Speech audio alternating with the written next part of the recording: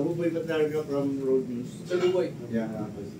How about the sir, yung mga hindi nakasama dyan sa survey, pero like Manabela, yung senatorial candidate sila, hindi kasi sila famous, sabi, hindi sila kilala, kaya wala sila dyan. Ang pinagbabasihan lang dahil kilala yung mga nandyan. Ano po pangalan taga Manibela, sir? Hindi ko Pakiback na po, tingnan po natin kung nasama. Sir, lahat po ng kandidato, pinasurvey po namin. Nasa press po. Nasa Balbuena. Isang Balbuena. Ayun, 42. 42. Baka sabi ko kay Sir Mar, Sir, number 42 po kayo, 2.46%. Lahat po. Sir Mar, bigay niyo number sa akin, sir. Sir Mar, number 42 po kayo.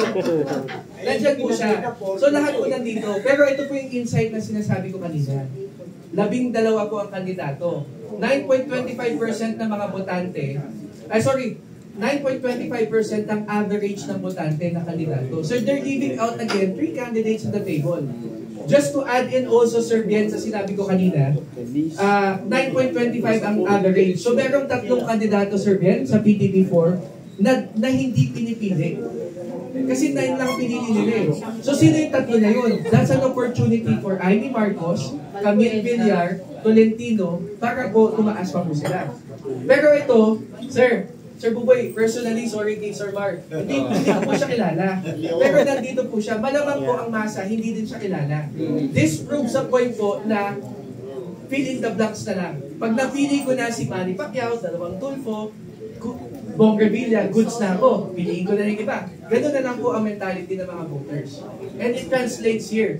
Kasi po, personally din po, majority po dito, I apologize, hindi ko po kilala or I haven't heard. Mababangkan lang awareness. Pero, bakit po ang masa, pinili po sila? Now that's interesting. Fill in the blanks. So hindi niya lang pala alam na nakasama siya. Kaya sabi ko, Sir Buboy, Bigay ko na yun. lahat ng kandidato, sinama namin. Hindi ko lang po napansin si Sir Mar. Thank you, sir. Alright, sir. Any other questions po?